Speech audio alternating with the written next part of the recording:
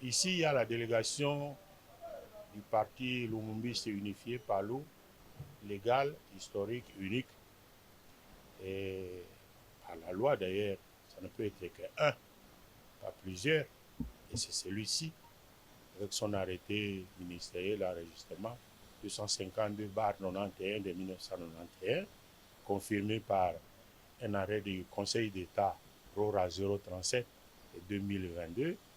Et la délégation devait être constituée euh, de 7 membres. Il y a la secrétaire générale adjointe, Madame Ida Nzumba, qui n'est pas là, parce qu'elle est aux élections sénatoriales à Van-Nouville.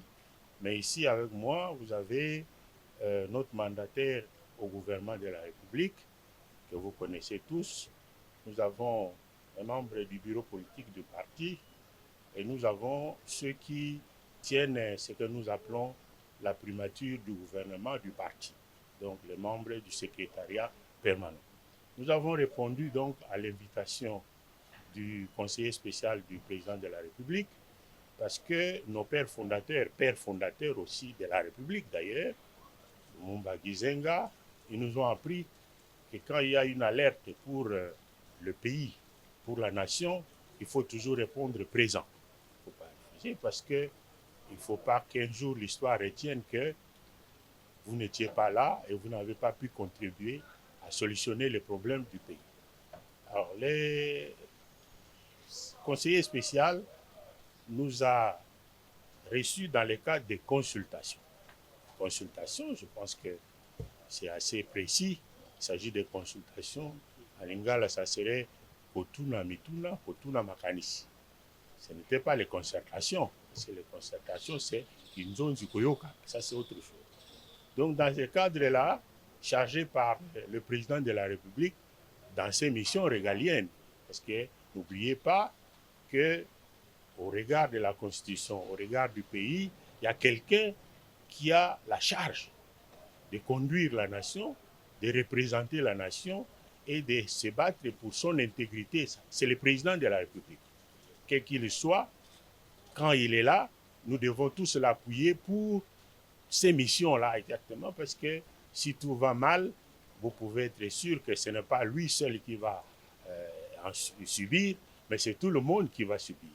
Et dans ce cadre-là, donc, le conseiller spécial a demandé nos avis, notamment sur les grandes problématiques auxquelles il faut faire face. Comment la lecture que nous faisons pour ces problématiques auxquelles est confronté le pays et auxquelles il faut faire face. Et nous avons souligné deux grandes problématiques. Il y a la problématique de l'invasion et l'occupation par une armée étrangère, donc la remise en question de la souveraineté du pays, et ça c'est très grave.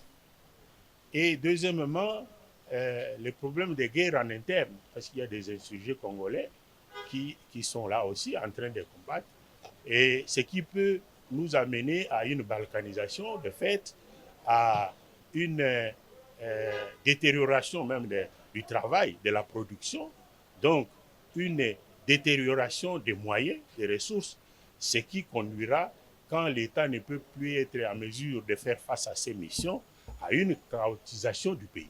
Parce que, imaginez qu'on ne puisse plus payer les policiers, on ne puisse plus payer les, les, les fonctionnaires, les enseignants, les infirmiers, c'est le chaos dans le pays. Donc, par rapport à ces deux missions, euh, euh, une solution aboutirait, après plusieurs étapes, à la mise en place d'un gouvernement d'union nationale. Donc, le gouvernement d'union nationale, c'est l'aboutissement de plusieurs étapes qui consisteraient à refaire d'abord la cohésion nationale, l'unité nationale, pour viser l'unité et l'intégrité du territoire, défendre ça. Et dans ces conditions-là, évidemment, un tel gouvernement, s'il vient, le parti, le Mombis unifié, a toujours répondu présent parce que c'est un gouvernement de devoirs et non plus pas un gouvernement de jouissance ou de profit.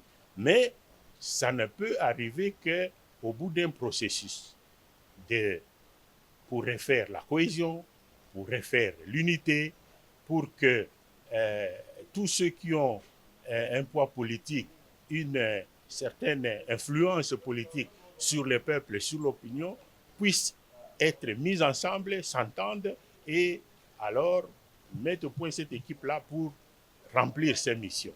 Et dans ces conditions-là, le Parti Lumumbiste Unifié a une fois de plus préconisé que le discours général soit plutôt dans le sens de